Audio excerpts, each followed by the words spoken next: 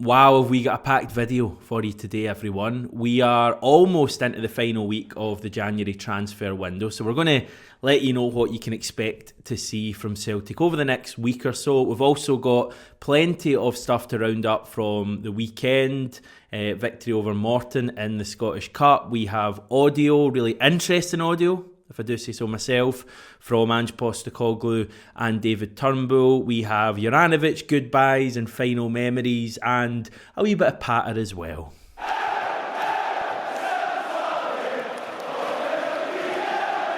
Let's just kick things off right away with the Scottish Cup 5th round draw, which was made last night at Hampden. 16 teams left in the tournament, or at least there will be when we take to the field on the weekend of the 11th and 12th of February. As you can see there, 5th tie down, Celtic versus St Mirren. Of course, the only side to have beaten us in domestic competition this season. Not really a standout tie anywhere like we had the Edinburgh Derby in the previous round. I would say Celtic are very likely to be on television, probably Viaplay, to be honest. For anyone who doesn't know, Viaplay get 2 selections per round, so do the BBC, but Viaplay get first dibs. So I would expect Celtic versus St Mirren, with all of that stuff, given that St Mirren are the only Scottish team to have beaten us this season, to be a Viaplay pick. It will certainly, if that's not the case, it will be shown on BBC, and hopefully once the kind of oars in that draw are sorted, we'll get the kind of confirmation of kick-off times, etc. I think that's a decent draw. A home draw is kind of all you can ask for.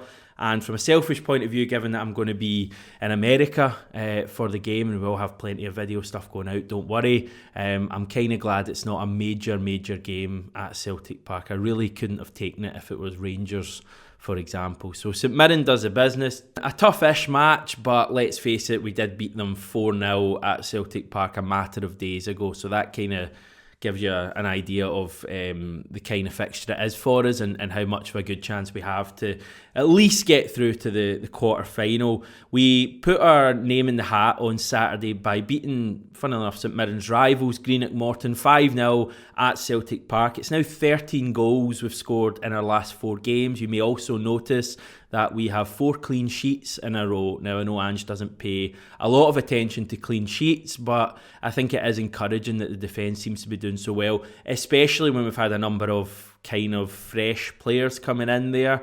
Bernabe, Johnson's just really in the door, and Kobayashi, obviously, as well. So I think that's good. Aaron Moy got a double at the weekend, so did Kyogo and David Turnbull as well.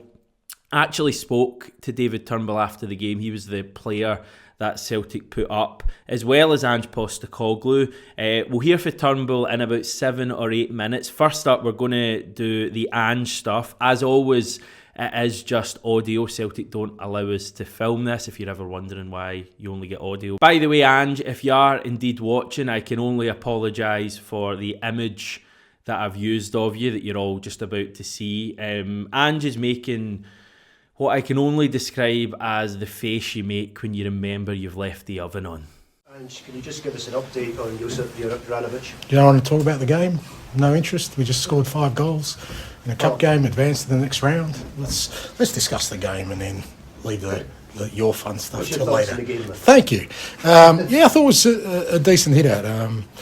It's always, it's a cup game, so you kind of know that the result is everything. And the only sort of concern you have going into these games is, how we approach it and our attitude. I thought the boys' attitude was great. They worked really hard, and we scored 5 goals, and contributions from everyone. So it was, so I thought it was a positive day. Could you score more maybe in the second half? Yeah, potentially, but not through the want of trying, I guess. I thought we kind of maintained our composure as much as we could.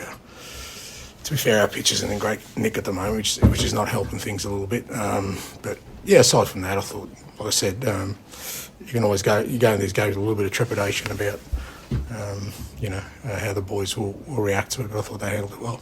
An update on Juranovic? Okay, I said, so he's been given permission to travel, and I think he's got to do a medical with Union Berlin. So I assume if all that goes well, then he'll move. If he does go and it's confirmed, should he be viewed as a Celtic player? Look, I think he's been fantastic. I mean, I've loved working with Josip. He's been a real popular member in the dressing room. He was a key contributor last year to what was a very, very important season for us, in the context of, what had happened the year before and the fact that we had to rebuild the team and try and get back to where we wanted to be. And in terms of champions, he was a, key component of that. But, with all the lads, I mean, I'm constantly sort of in dialogue with them about themselves and their careers. And, people have to appreciate that Josip's, 28, but he hasn't really got to the highest level till late in his career, And, I think he just wants to maximise his opportunities. And to be honest, I agree with him. I think he needs to. That's what all of us have in our careers: a limited time, and we want to take opportunities. And I think he leaves here as a fantastic player, somebody who contributed to, like I said, a really important season to us. And I certainly wish him well. I hope he goes over there and kills it. He's like I said, he's very well respected within our dressing room, very well liked. Will be missed, but. As I said before, that's the nature of football. Are you going to bring in anyone else before the transfer window shut? Yeah, we're working on things. As I said yesterday, there's progress on incomings and outgoings, but nothing confirmed yet, but we're working on things.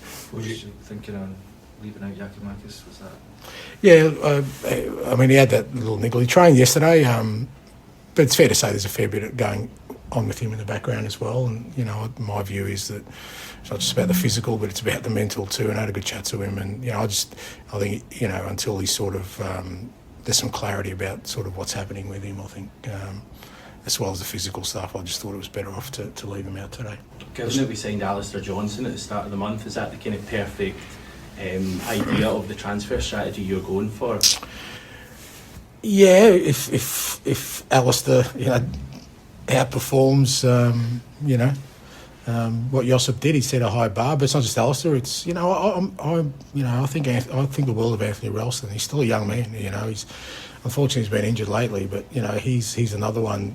When I put the team together 18 months ago, I kind of knew that there had to be a smattering of different age groups within their different experience, and the guys like Josip and Jacko to a certain extent, we needed some men in the building, apart from the obvious like Joe Hart and a couple of others, but so guys like that, really fulfilled what we needed to do to get back to where we wanted to be in a short space of time. But underpinning that is, like I said, is guys like Tony who's 22, 23, and I think has got a fantastic career ahead of him as a fullback for us. So and Alistair's 24, so with both of them there, it gives us an opportunity, like I said, for growth and improvement. But like I said, Josip set the bar high, so there's the challenge for these guys now. A couple of competitive debuts, especially for Iwata and Lawal as well. Yeah, really pleased to get them that match day experience. Obviously, Tomoki, he's still working through his fitness, but I know him well, and I know that he'll get back up to speed as quickly as possible. But just great to give him some taste of the atmosphere today and being part of the first team. And the same with Boston, who has worked really hard, recently with the first team. So again, they've earned their sort of time out there on Celtic Park, and we'd get sort of say at 45 minutes too, because he's missed a fair bit of football. So from that point of view, it was good to get some minutes into guys. There's reports in South Korea and agreed a fee for Samsung Blue Wing striker. Would you confirm interest? Would you confirm that? No, but like I said, we're progressing things, and look, there's only a week to go before we, whilst we continue this weekly dance we do, but the lights are dimming and the last song's about to be played, and we can all go home and have a nice lie down, but everything will happen in the next couple of days, hopefully. Sure. When you said, I spoke to you in December, you said how there was more to come for this team after the break. Since we've come back, we've progressed in all three competitions. Do you think this team's just going to keep growing and growing? It has to. I mean, that's my role. That's why, even in terms of with Josip moving on and everything, like I said, we've just got to keep looking to be better and stronger in the short term, medium term, and long term. So, my role within that is to keep pushing these guys. I think there's more levels in them. I think we can improve as a team. I think they can improve as individuals, and we've got a really competitive squad at the moment. Training is awfully hard and competitive, which means that they have to be on it every day, which I think brings the best out of them, provided they have the right attitude around it. And you've seen that, because if there was any issues, they wouldn't contribute. Whether they start the game or come on, they're always contributing, and so that's my role, to keep pushing to improve every day. And our goal is to be a stronger team second half of the year than we were the first half of the year, and I think we've started in that manner. We need to continue. We're still 4 months left of the season. How concerned are you about the pitch? Do you see improvements?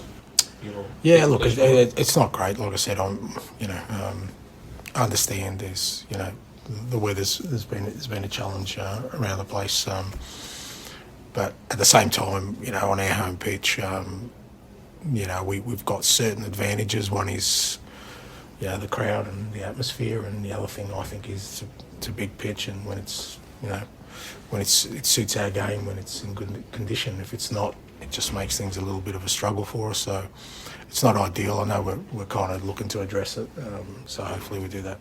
Juranovic is leaving Celtic. What's your thoughts on that? Yeah, it's obviously great for him. He's done so well, whether it's at Celtic or at international level. He's performed well at every game he's kind of played, and I'll be sad to see him go. But he was a great character in the changing room, and I wish him all the best. How big a loss is that for the club? Yeah, it's huge. As I said, he's played his part in kind of all last season, this season as well. Every game he comes into, he gives it his all and always produces moments of quality. But we've got other boys kind of come in, so we'll be out there, them getting their turn now, and kind of try to go make the spot they're on. Have you spoken to him? Yeah, I have. I seen him before the game, and they just saying all the best for the game and stuff, and it was just kind of wishing them all the best as well, and it was a nice moment. It's a couple of nice goals you've scored in a couple of days. Yeah, happy with both of them. Today was a bit different to the other day, but it was. I was worried with the grass. I wasn't sure if it could have went in Rosetta or kind of in the corner, but I was delighted with it. Tomorrow's first game for the club. What did you make of what you've seen from him so far, and then in this game as well? Yeah, he's looked good in training every day. He's kind of come in. He's done very well, and today I'd say he was brilliant again. Just his first debut, it's a great moment, and he got in the ball and kind of broke up play well, and it was nice to see. Is that a kind of general lack of game time being frustrating for you, David? Has that made it all the more important for you to make statements for the goals you've scored?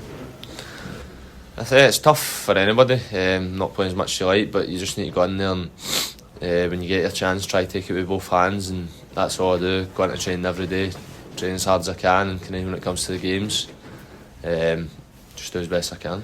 There had been talk of you possibly going out on loan, but how important was it to you, or what did it mean to you for the manager to say no, he's still a big part to play in the second half? I've not actually heard that, I've seen that, so that's where I thought I was at. I thought it was a big part of this club, and just every time I come here and train and play, I just give 100% and not look anywhere else. When you're smiling when you're scoring your goals these days, is it concentration or something?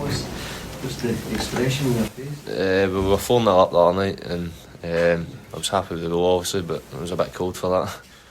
Yeah, too cold to smile. Not 100% sure on that one, David, but each to their own. In terms of the Ange stuff, really interesting answer, I thought, to my rather average question on Alistair Johnston coming into the club, kind of just as Juranovic leaves, or a few weeks prior to that. And he kind of, as Ange tends to do, he kind of unprompted went on to give us some very interesting insight, I thought. He referenced the need for men in the building. That was a quote he used 18 months ago when the club was in, let's face it, a very tough place. And he realised that for us to get back to where we need to be, which is obviously the best team in Scotland, winning trophies, winning the league, etc., quickly, or as quickly as possible, he felt he needed experience in the door. And I was kind of looking back at the players we signed last summer, players who would kind of fit into this. Joe Hart, obviously, James McCarthy, Juranovic, Giacomakis, who Ange both mentioned, Kyogo, and Starfelt as well. Guys in their mid to late 20s, obviously a bit older in Hart and McCarthy's case. And Ange then spoke about the present and the opportunity for growth and improvement when he was talking about Ralston and Johnston, given that those guys are a little bit younger than the players that I've just mentioned, certainly a few years younger than Juranovic. So I just wonder if that's the route that we're going down now that we've got back to where we need to be. Again, best team in the country, etc. Are we going to see a slightly younger profile of player signed? I would probably argue that we already have. When you look back at the last 3 windows, including this one, we've had Johnston, O'Reilly, Hatate, Maida, Kobayashi, Bernabe, Haksabanovic. They all fit into this category of, I think the oldest there is kind of 24 years old, certainly when they were signed. Obviously, not every signing fits into that. Aaron Moy is a bit different. There's been a few other ones as well. But I just get the impression that, as I say, now that we've got back to where we need to be, and now that kind of initial really difficult, challenging period to get back to number one has passed, Ange maybe feels he can go for a younger profile of player, which allows for that growth and improvement that he spoke about there. So I found that really, really interesting, that response. The pitch was interesting too. Ange clearly not happy about that. The pitch wasn't in great condition at all at the weekend. It kind of looked even worse in person than on the telly, and it didn't look great in the telly either. And as Ange referenced, it's one of the things we have going for us when we play at Celtic Park. There's not a game there, I think, for maybe 10 days or so. So it'll be interesting to see, obviously, if we get some good weather. It's been a bit better today, whether we'll see an improved surface, because it is vital, and especially after Ange slagged off the Hampden pitch, it must have been frustrating for him to see the Celtic Park surface not in great nick. Brendan Rodgers spoke about it, I think, early in his tenure at the club as well. And listen, I mean, I watched a bit of the St Johnstone Rangers game on Saturday. The pitch was poor. Easter Road yesterday, the pitch was poor. So this isn't just, a Celtic problem. Obviously Hampden as well last week, but as having the biggest and best stadium in Scotland, you really want the pitch to be the best it can be, and I think it's fallen a little bit short at the moment. Ange also mentioned the uncertainty over Giakoumakis, who I think we're going to see leave Celtic over the next week or so. The chat is that Oh Hyun-gyu looks pretty likely to join in the coming days. I think that deal is pretty much done, although Ange, as you just heard, didn't want to confirm anything. I think it's very much going to be Giakoumakis out, Oh Hyun-gyu in, and I don't think that's a crazy, revelation or anything. I think we can kind of see the way this one's heading. Not really sure about what else we'll see from the club this week. In terms of incomings, maybe a lot. I know Ange always has the ability to spring a wee surprise. I guess we'll never say never with regards to that. I think the focus is going to be on players leaving other than Giakoumakis. Maybe Ideguchi will move out. Abelgar potentially too, with Aalborg interested. I don't think losing either of them would be a massive issue, of course, and neither of them have kind of played in the last 3 or 4 months.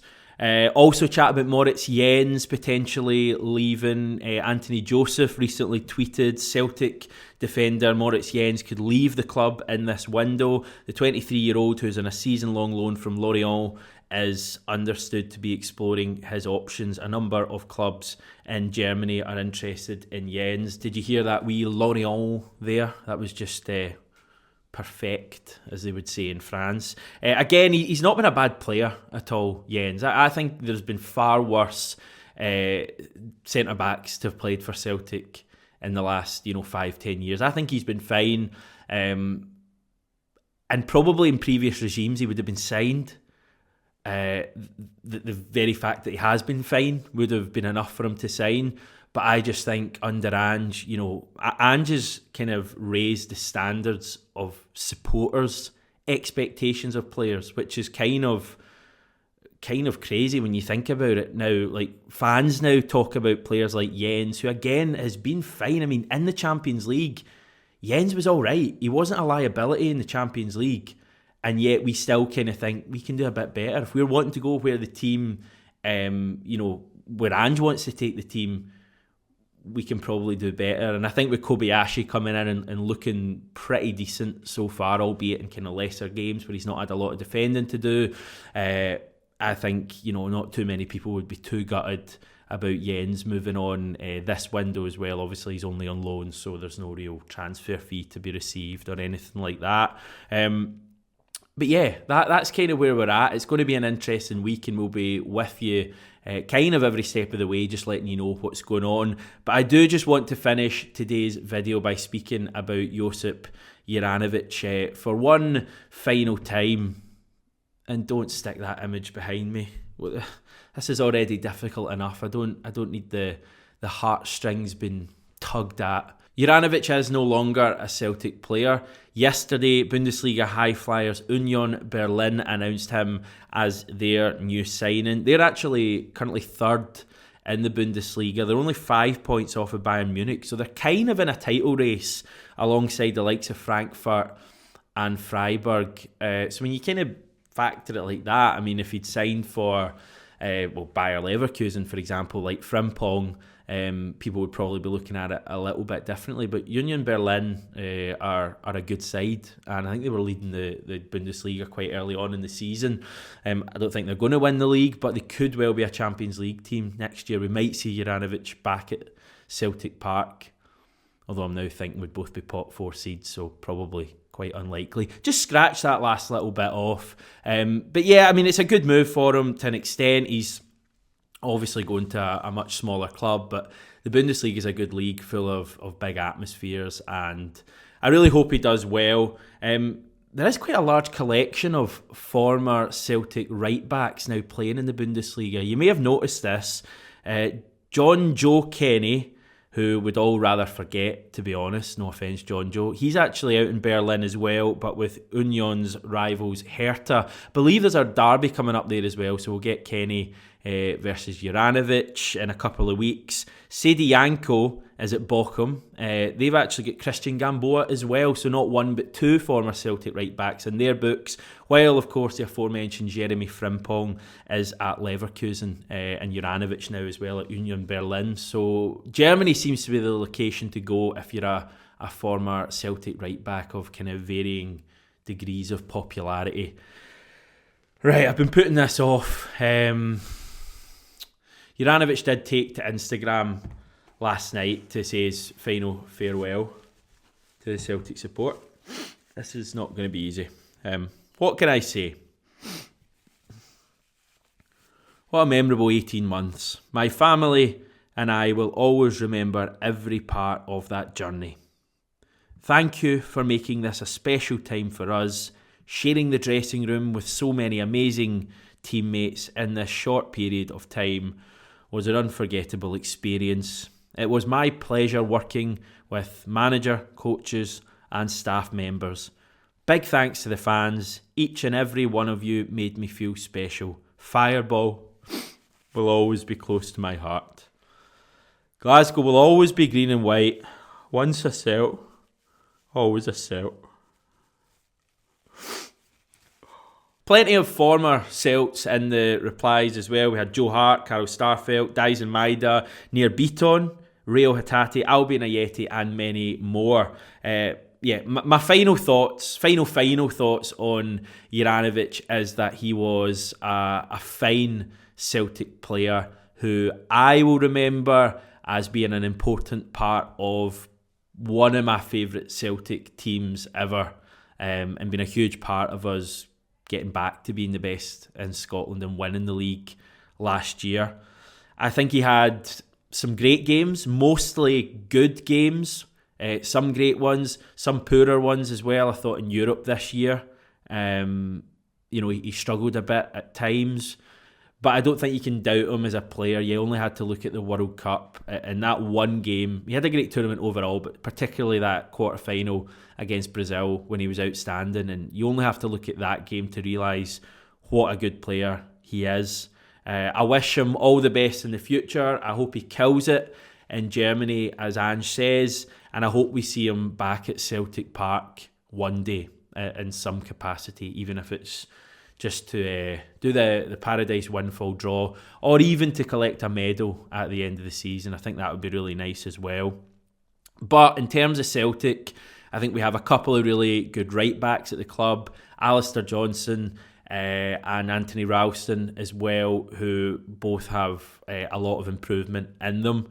And I don't think it's a major loss for Celtic. As good a player as Juranovic is, I think we're going to be just fine, and I think we're going to have to get used to this kind of thing happening. I'm certainly going to have to get a new packet of these ordered, maybe for a few days' time when Giakoumakis' exit is announced by the club. We're back tomorrow. Scott McDonald will be with me, and hopefully Asim as well. As always, fire any questions you may have in the comments below. I'm sure there'll be plenty going on between now and then. Chat to you then.